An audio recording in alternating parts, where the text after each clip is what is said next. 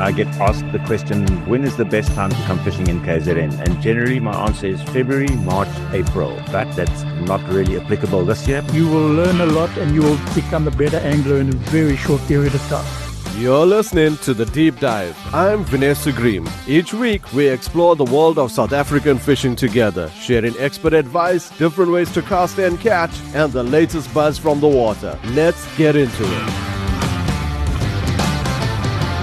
Hello fellow anglers, welcome to The Deep Dive, and this is where our title says it all. This is where we deep dive into the most asked questions from our fellow anglers, and of course I have them answered by the seasoned pros. I am your host Vinesh Soogreem, and I am fortunate to have access to the pro anglers in every facet that South Africa has to offer. Now in this show, autumn seems to be the theme. We have questions on what autumn species can we expect. We have anglers asking what is a good club to join in KZN. We further have questions on the freshwater side. What is the fly for the season? And we also get to hear from Gilbert Foxcroft, because we have anglers asking all that content we get out of Johannesburg with that freshwater side of fishing, especially on the carp. Do they apply here on the coastal areas as well? So without further ado, let's deep dive right into it. What can we expect with regards to species this autumn? It is the change of season. The weather is cooler. The water is definitely a lot cooler. This has been a question asked several times on our socials, so I direct you to an expert that I've done a podcast with talking about what to expect with the season changes,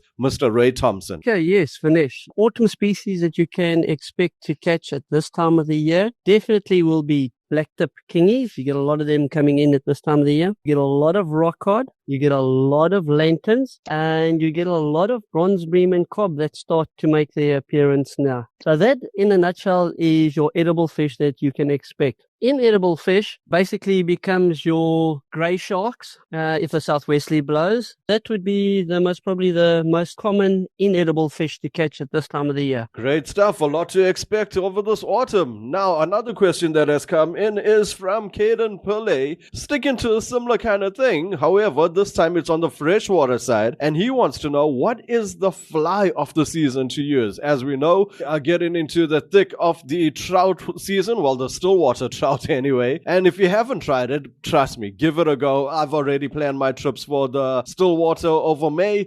Perhaps if you haven't tried it before, definitely do. And this is the fly to use. And we are chatting with Jan, who's an expert when it comes to fly tying. Morning, Vinesh. So technically speaking, and I get asked the question very often, when is the best time to come fishing in KZN? And generally my answer is February, March, April. But that's not really applicable this year because of all the excess rain that we've had. So in terms of the still waters, I mean, technically the waters should be cooling down now. The evenings are getting cold, so I think it's going to start happening fairly soon. But the waters are just absolutely brimming and quite dirty at the moment. So I would stick with bigger flies, black, olive, and that would be woolly buggers and minnow patterns, dragonfly patterns, etc., which would normally be used under these circumstances anyway at this time of year, because the water should be cooling and the fish should be feeding up for their winter quiet period. As for the rivers, well, yeah, thanks to the rains, the rivers are absolutely humping at the moment. So again, technically speaking, this time of the year, the rivers should be fining off, should be nice and clear, but not in the case at the moment. So otherwise, I would normally be suggesting nice dry flies, so clinkhammers and parachute Adams, that kind of like style of flies, my favorite, LK caddises. But in this case at the moment with the heavy waters, you want heavily weighted nymphs, flies in the style of perdigons, the gun, yeah, anything with like a 3.5 mil tungsten bead simply to get flies down. And if you're fishing a trailer system, well then a slightly lighter weighted fly like PTNs or gold rapaziers to follow. That is absolutely awesome. I don't think we're going to get much more detail than that. If there's anything you need to listen to with regards to what fly to use, it was literally just that minute 45, because I think we know it all for the season. Now, another very common question, right? And this time it was specifically asked by one of my followers on TikTok, who is Anton Podgita, asking all that content that we share with regards to the carp news is coming out of Johannesburg. Does it apply here in the coastal waters, right? I mean, would that carp feed the same way it does up there, down here? Are they using the same baits? Well, I am asking my friend Gilbert Foxcroft, who is a 5-time world champion in this facet, to answer this question for us. Do carp feed the same way up in inland as they do in the coastal areas?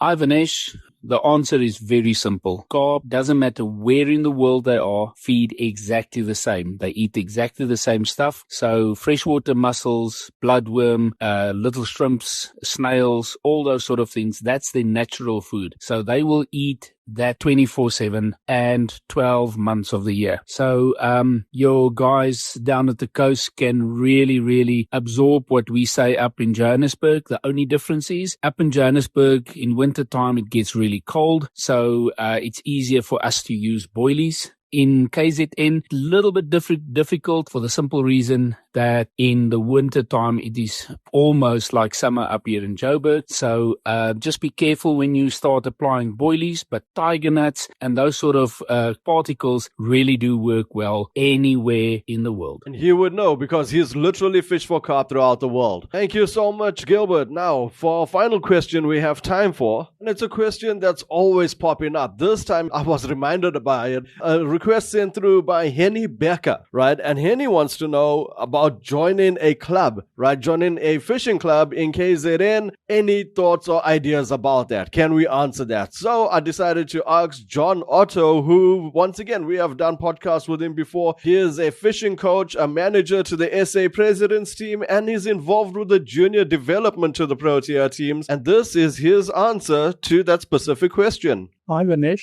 This is a very good question. It's not really a simple one to answer, but I would suggest that any angler who wants to start fishing competitively, who wants to fish for a club, at the moment, you're probably fishing with a bunch of guys, at least some of whom are club anglers. And this is probably what led to you to decide that you might like this competitive angling aspect of it. The best thing to do is always to speak to guys who are already fishing a club and then decide what your personal level of commitment to the sport is going to look like. If you're a guy that doesn't particularly like to travel to fish, doesn't like to fish all hours of a weekend because the wife wants you home or you've got children in sport, you can fish for clubs that are more relaxed and more laid back, who have the same issues in their everyday lives that prevents them from going absolutely balls to the wall. And they manage to fish for clubs and be happy and enjoy the fellowship and companionship of their fellow anglers without getting maniacs about it. Then you get the top clubs who see it as a very serious sport and they put a lot of trouble into their sport, into their preparation, into their fishing. And once again, if you hang around with anglers to any extent, and we all do, you will already know who those top clubs are, whether they are on the coastal side of things or whether they are on the inland kind of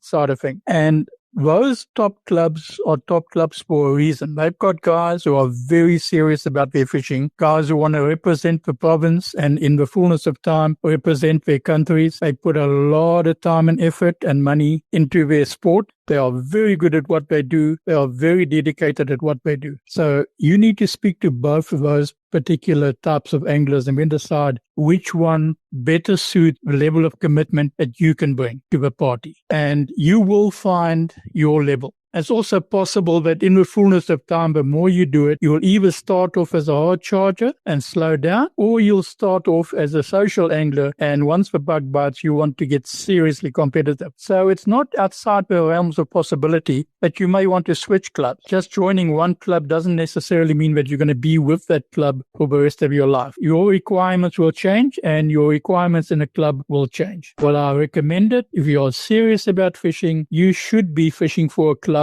to some extent. Whether it's more casual and laid back, whether it's more hard charging and serious, you will learn a lot and you will become a better angler in a very short period of time. Thank you, John. That is perfectly put. Guys, that is it. That's what we have time for in this week's show.